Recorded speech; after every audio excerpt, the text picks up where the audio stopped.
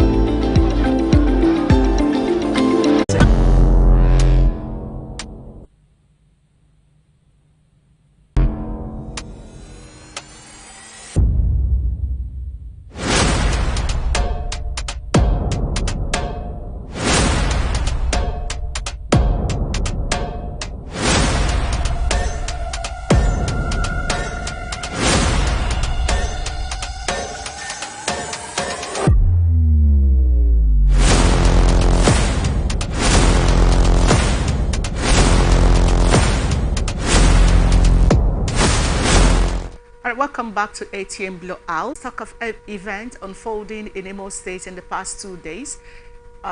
He said with alleged clear orders to destroy, demolish, burn every structure and assets belonging to the peaceful northern settlers. Abdulaziz noted that the latest organized arson in Imo State left in its wake thousands of shops and houses completely burnt. Properties worth billions of naira destroyed and looted, while thousands of northerners living and conducting legitimate businesses were forcefully ejected, displaced and deprived. Abdulaziz said the Assanis sacked Nekede number 1 and completely destroyed 1,300 shops and houses, with the over 2,500 inhabitants displaced, dispossessed and run out of illegitimate businesses. He said to this end, the Northern Group condemned the targeting of northern communities in Imo State for vilification, systemic dehumanization, profiling, alienation, or any action that would render them objects of attack and persecution, adding that the action was not only immoral and illegal, but also abhorrent to our sensibilities and ordinary decency, and therefore unacceptable. I just want to start from the last line by saying I totally agree with Abdulaziz Suleiman. In terms of destroying their businesses, lives and properties, because they want to get the government attention. They end up destroying their region. For instance, it's like it becomes something else entirely when unknown individual, whether known by the government or the government itself, watches the properties of fellow Nigerians being destroyed. This has nothing to do with pride. This has nothing to do with any ethnic sentiment or what have you. The issue here is no Nigeria, living anywhere in Nigeria, deserves such treatment as being meted by the northern settlers in Imo State right now. And then for those who are concerned, it becomes more embarrassing when you claim that you were marginalized and then you are now marginalizing other people. The question is, to what end? Is this how you're going to get Biafra? Yeah. Or is this an act of conflict entrepreneurs? I'm saying this is how you're going to get Biafra, because this is how everything points out to IPOB and their followers. But again, it may not be them. So it could be some of the infiltrators, like Emma Powerful would say, who are using the cover of IPOB, who are actually conflict entrepreneurs using the cover of IPOB to perpetuate heinous crimes against fellow Nigerians. It may also be something else totally, but whatever it is, what? I hope that it is. There's a lot of people from some Igbos ran away, and there's been several crises from Kano riots and all of that affected the Igbos. So honestly speaking, I'm blowing out on this and Anchor's chat this morning to say you cannot sit on the right of others and expect your right to be given to you. It is not done. It's against a lot of equity and justice and fair play. Can stand up now and address this decisively and find a way to ensure that these people are properly reinstated, and also make sure that their safety is guaranteed. I mean, that's your primary responsibility as a government, isn't it? So we expect that the next news we hear, please let it be that apologies has been given when and where due to the northern settlers in Imo State, and that their properties are well taken care of. Honestly, this shouldn't be coming at the heel of Nnamdi Kanu writing a letter and distancing himself and his organization being IPOB activities going on in the southeast.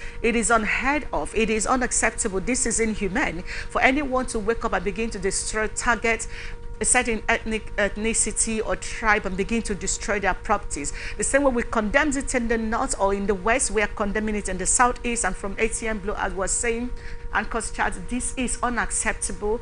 It is not acceptable. There is no reason why this should even be happening at this time. Again, and I also finally hope that this becomes a wake-up call to the president of Nigeria. And you're yet to do that.